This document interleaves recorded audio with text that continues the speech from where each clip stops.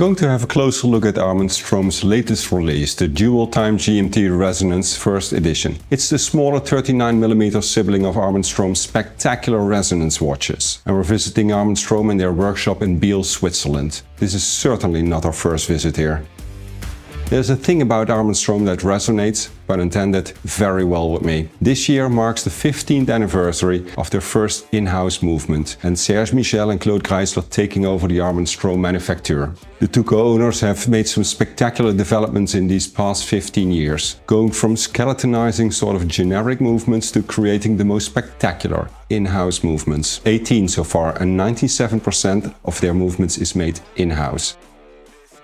Going from a small workshop with a few watchmakers to a much larger atelier with their own machines, more watchmakers, finisseurs, and able to create these spectacular timepieces in-house. We're going to talk with Serge, Michel and Claude Greisler to hear about these past 15 years and how they have done it.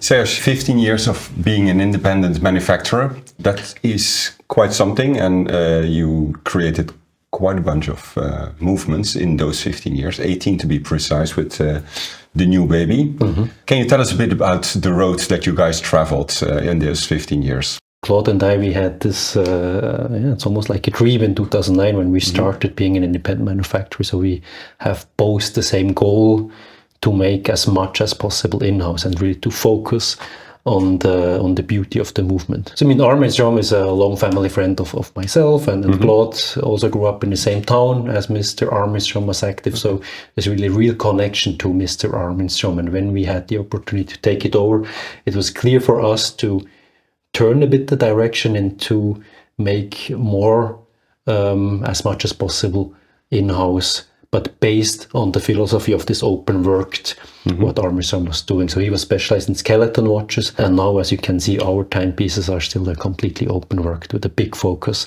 on the finishing and decoration. Yeah, I can remember the first time seeing your watches being so open work. To me, it was always a watchmaking lesson on the wrist. Yeah, I think we really love what the movement brings to a watch. So we really want to show it, and then when it comes to all the decoration, the finishing, of course, you can do much more if you not only show the movement from the back, if you also show the open work from the front. And this is where we really have the passion. It's all the details and the finishings on each and every movement part. The manufacturer is being rebuilt, enlarged.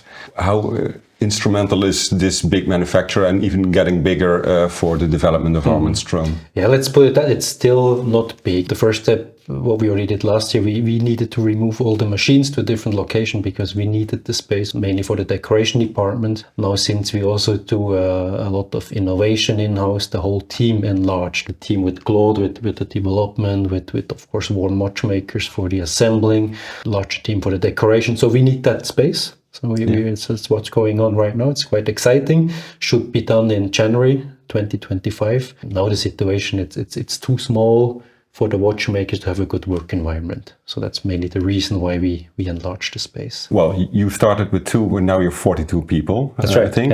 Yeah. What's up for the future? It's a good question. So we do very smooth growing. So doing the 97% in-house.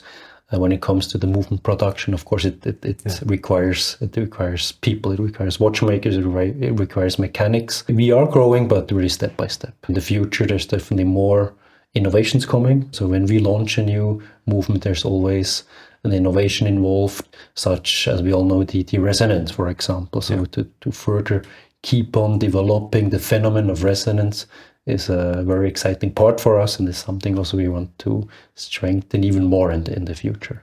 Also, for instance, one thing that stood out to me when we did our limited edition, the finishing is absolutely spectacular.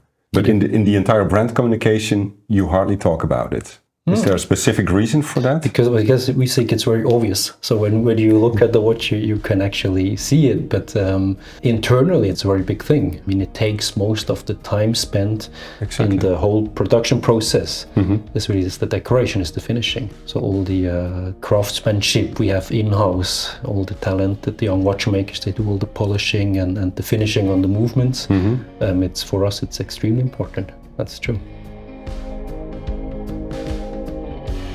Claude, resonance has meant quite a lot for Armin Strom. It's a bit of a game changer. But can you tell us what is resonance in watchmaking, and what is the solution that Armin Strom found for it?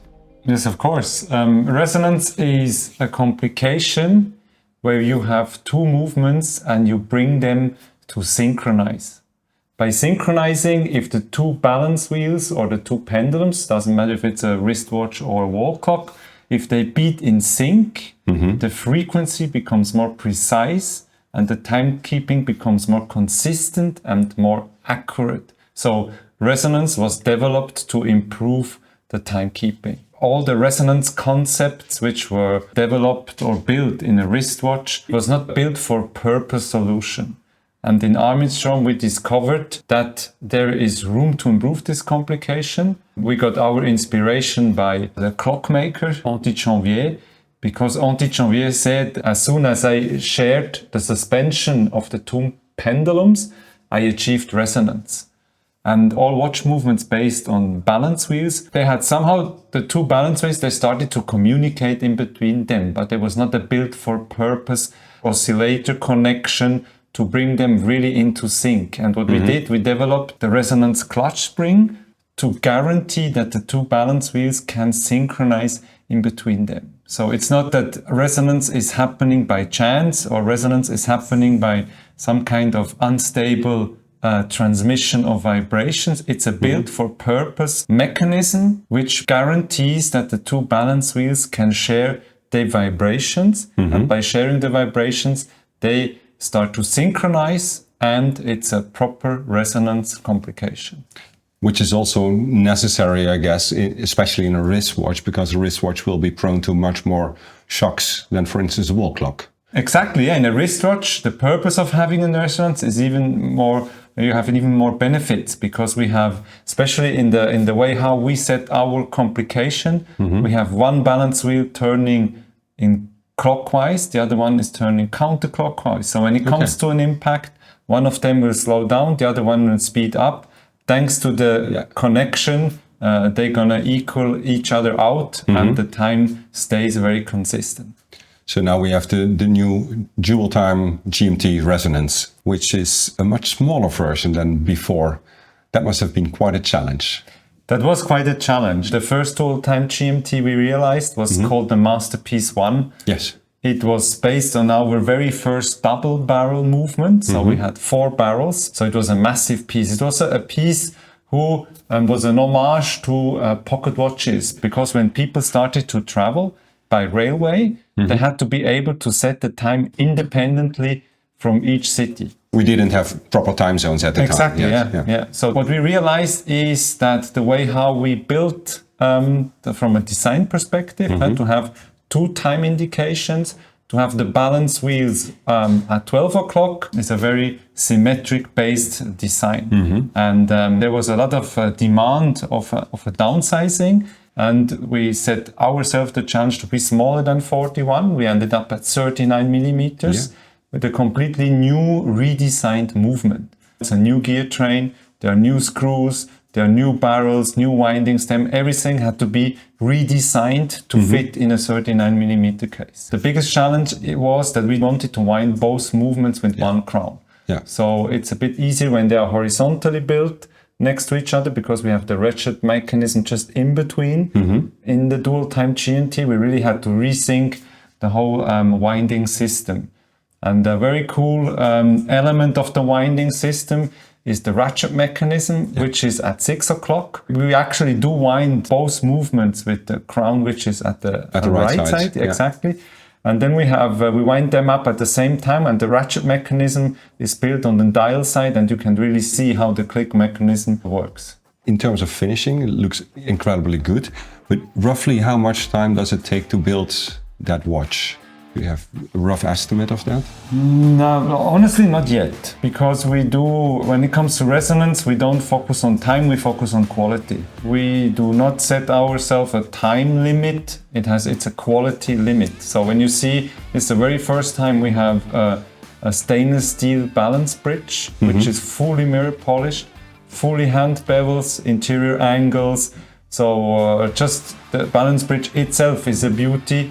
And with all the components which are visible, On the dial side, it's extremely challenging in a small scale to do all those different finishings and polishing and matte surfaces, but the result is definitely more important than time.